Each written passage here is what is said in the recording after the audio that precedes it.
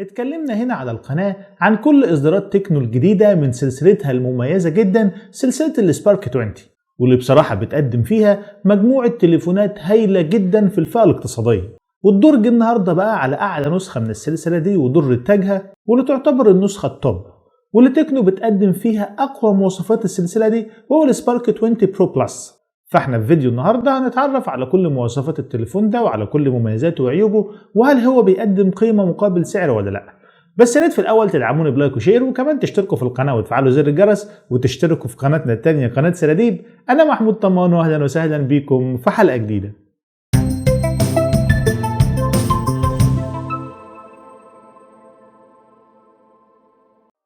أول حاجة عجبتني وفتحت نفسي للموبايل ده هو التصميم أو الديزاين بتاعه. فأخيرا تكنو تخلت عن تقليدها لتصميم أجهزة الآيفون من أبل، فالموبايل جاي بتصميم مختلف تماما عن باقي تصميم أجهزة السبارك 20 كلها من تكنو. سيت اب الكاميرات الدائري اللي جاي على الشمال واللي حواليه حلقة كده مدياله شكل مميز جدا، وكمان بارز بشكل واضح عن ظهر التليفون. الموبايل جاي بخامات تصنيع من البلاستيك، وجودة تقفيل وتصنيع الموبايل ده كويسة ومقبولة جدا. وفي نسخة تانية من الموبايل بتديك إيحاء كده إنها مصنعة من الجلد، والتليفون سمكه نحيف، وده بيزود أكتر من جمال وشياكة التليفون. وأبعاد الموبايل ووزنه عموما مناسبين، وبالتالي مش هيقابلك أي مشكلة خالص في استخدامك للتليفون، وهتتعود عليه بسرعة. فتصميم الموبايل إجمالا كويس جدا وشكله مختلف شوية، وأنا ماليش عليه أي تعليق سلبي، ولكن برضه ممكن ما يعجبكش، لأن التصميم ده عموما يعني مسألة أذواق.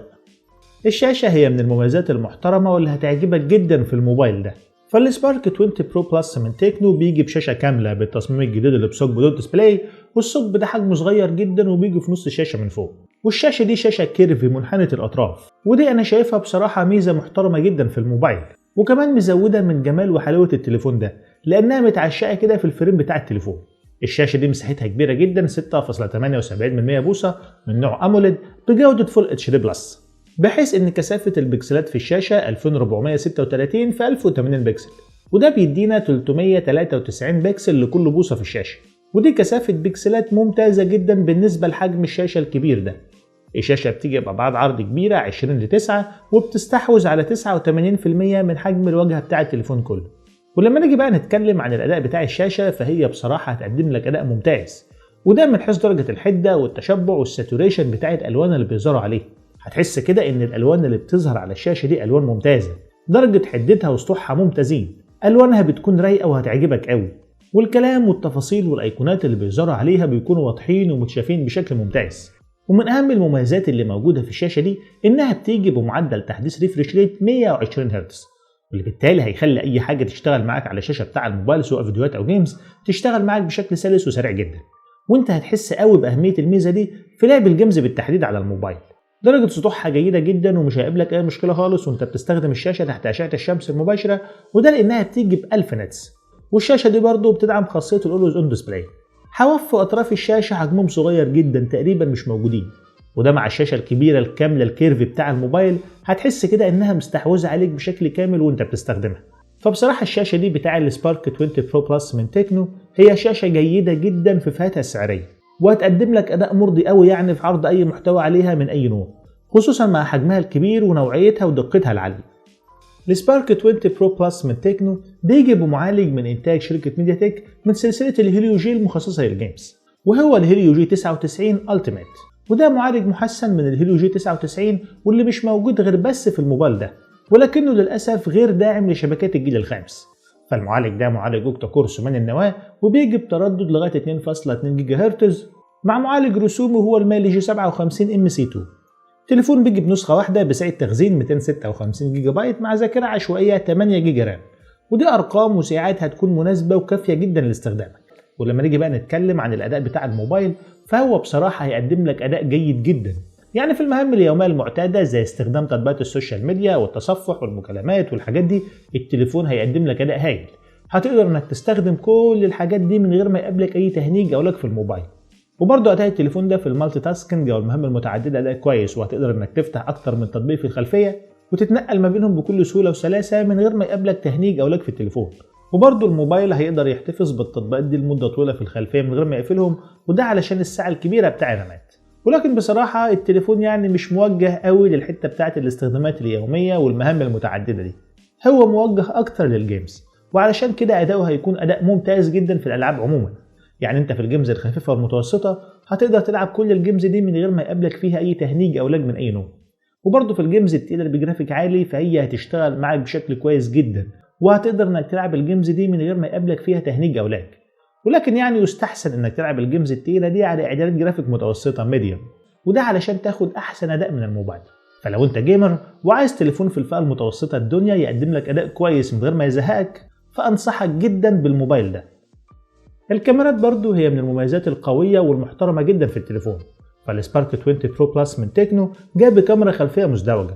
الكاميرا الأساسية بتيجي بدقة 108 ميجا بكسل بفتحة عدسة f1.8، وهي عدسة وايد عدسة واسعة وبتدعم خاصية الأوتو فوكس. والكاميرا التانية فهي كاميرا مساعدة وبتيجي بدقة 0.08 ميجا بكسل، والكاميرتين دول ملحقين بفلاش LED قوي من 4 قطع. ولما نيجي بقى نتكلم عن الأداء بتاع الكاميرا الأساسية دي فهي بصراحة هتقدم لك أداء ممتاز جدا. يعني انت هتقدر باستخدام الكاميرا دي في الإضاءة القوية أو في ضوء النهار انك تاخد صور ممتازة من حيث درجة الحدة والتشبع والساتوريشن بتاع الألوان اللي بيظهروا عليه. هتحس كده ان الصور ألوانها رايقة قوي وجودتها تعجبك يعني لأقصى درجة، وهتحس ان الصور اللي انت بتاخدها بالكاميرا دي هتنطق من جمالها وحلاوتها. الألوان بتاعتها مظبوطة وكمية التفاصيل اللي بتظهر فيها كتيرة ودقيقة وواضحة. ولو عندك كده شوية خبرة بسيطة في التصوير هتقدر باستخدام الكاميرا دي انك تاخد صور بروفيشنال. وبرضه في الإضاءة الضعيفة أو في الإضاءة الليلية الجودة بتاع الصور ما بتقلش كتير، وكمية النويز والتشويش اللي بيظهروا فيها بيكونوا أقل ما يمكن، والصور بتفضل محافظة على جودتها بنسبة كبيرة. وطبعا ده علشان الدقة العالية بتاع الكاميرا وفتحة العدسة الواسعة بتاعتها. وبرضه هتقدر باستخدام الموبايل ده إنك تعزل أطراف الصور وتحدد الخلفية بشكل كويس. أي نعم بيظهر فيها شوية غلطات وأدائها ما بيكونش يعني أفضل حاجة، ولكنها هتقضي الغرض معاك. كنت أتمنى بس إن التليفون يكون جايب بكاميرا ثالثة خاصة بالتصوير الألترا وايد بزاوية واسعة. كان المفروض بصراحة إن الموبايل يجي بالكاميرا دي. بالنسبة بقى لتصوير الفيديو فأنت هتقدر تصور فيديوهات بجودة 2K بدقة 1440 بكسل ب 30 فريم في الثانية، وبجودة Full HD بلس بدقة 1080 بكسل ب 30 فريم في الثانية. ولكن بقى من أهم وأقوى الإيجابيات المحترمة جدا اللي موجودة في الموبايل ده هي الكاميرا السيلفي بتاعته. فالتليفون جاء بكاميرا أمامية وحيدة بدقة 32 ميجا بكسل بفتحة عدسة f2.2، واللي ملحقة برضه بفلاش LED من قطعتين. وبصراحة الكاميرا دي هي من أفضل وأقوى الكاميرات السيلفي اللي موجودة في فئتها السعرية. فأنت هتقدر باستخدام الكاميرا السيلفي دي إنك تاخد بيها في المناسبات صور ممتازة جدا هتكون راضي عنها لأقصى درجة، وده من حيث دقتها والجودة بتاع الصور بتاعتها. التليفون بيجي ببطارية كبيرة بسعة 5000 ملي أمبير، واللي هتكمل معاك اليوم كله لو انت يعني بتستخدم التليفون كده بشكل متوسط. وهي بتيجي بقدرة شحن 33 واط، واللي هي قدرة شحن مناسبة جدا، فالتليفون هيتشحن معاك من 0 ل 100% في حوالي 50 دقيقة، وده هيكون من خلال منفذ USB Type C. وبرضه من أهم المميزات اللي موجودة في الموبايل إنه بيجي بأحدث نظام تشغيل أندرويد 14 مع وجهة تشغيل تكنو الهاي او اس فيرجن 13.6، وهي واجهة كويسة وأدائها مقبول جدا على الموبايل، مفيش فيها باجز أو مشاكل كتير. وكمان شكل الايقونات والانيميشن بتاعها حلو هيعجبك، وفيها مميزات كتير زي انها بتدعم وضع الدارك مود بالكامل، وهتقدر من خلالها انك تعمل نسختين من تطبيقات السوشيال ميديا وتقسم الشاشه لجزئين علشان تستخدم تطبيقين في نفس الوقت. التليفون بيدعم تركيب شريحتين من نوع نانو سيم، والشريحتين دول بيدعموا الاتصال بشبكات الجيل الرابع ال4G. ولكن بقى التليفون ما بيدعمش تركيب كارت ذاكره خارجي مايكرو SD كارد. التليفون بيجي بمستشعر بصمه اسفل الشاشه، والمستشعر ده اوبتيكال وأداؤه كويس ومقبول جدا من حيث الدقة أو السرعة بتاعته. وكمان التليفون بيدعم خاصية الفيس انلوك علشان تقدر تفتح التليفون بتاعك باستخدام بصمة تلاقي الفيس ID، واللي بتشتغل بشكل كويس جدا من حيث دقتها أو سرعتها. وبرضه من المميزات المحترمة اللي موجودة في الموبايل ده إنه بيجي بسماعات ستيريو، والسماعات دي صوتها كويس جدا من حيث العلو أو النقاء بتاعها. فالسماعات الاستيريو دي مع الشاشة الكبيرة الكاملة الكيرف اللي بجودة عالية اللي موجودة في الموبايل هيقدموا لك مع بعض تجربة مالتي ميديا هتكون مبسوط منها لأقصى درجة. التليفون بيجي بمستشعرات التقارب والتسارع والضوء المحيط والبوصلة والGPS اللي في الجهاز ده كويس من حيث الدقة والسرعة بتاعته. كمان التليفون موجود فيه راديو FM وبيدعم تركيب وصلات ال2G، وموجود فيه مستشعر الاتصال قريب المدى ال NFC ومستشعر جيروسكوب. ولكن بقى التليفون ما فيهوش مستشعر IR، والتليفون مقاوم للغبار والقطرات الماء الخفيفة وده بشهادة IP53، وبيجي بإصدار بلوتوث 5.2. التليفون بيجي ب4 ألوان، اسود وذهبي واخضر وفضي فاتح او تلجي. وعلبة التليفون بيجي فيها شحن سريع وسلك توصيل USB تايب سي وجراب للموبايل وسماعات هاند فري وسكرينة للشاشة ودبوس درج الشريحة والضمان وكتاب التعليمات. وسعر البيع المتوقع للتليفون هيكون في حدود $180. اول ما التليفون يكون متاح للبيع في السوق هسيب لكم لينكات الشراء تحت في صندوق الوصف علشان اللي حابب يشتري التليفون ده. السبارك 20 برو بلس من تكنو انا بصراحه شايفه تليفون ممتاز جدا في الفئه الاقتصاديه او بدايه الفئه المتوسطه، فهو بيقدم لك مجموعه مواصفات قويه جدا صعب او قلما انك تلاقيها في اي تليفون تاني في الفئه السعريه دي. تصميمه حلو وشيك، شاشته ممتازه جدا، اداؤه قوي خصوصا يعني في الجيمز، كاميرات هايله جدا هتقدر انك تاخد بيها صور بجوده ممتازه هتعجبك قوي، كاميرا سيلفي جباره بتقدم لك صور رايقه جدا، وكل المواصفات القويه اللي احنا اتكلمنا عنها خلال الفيديو.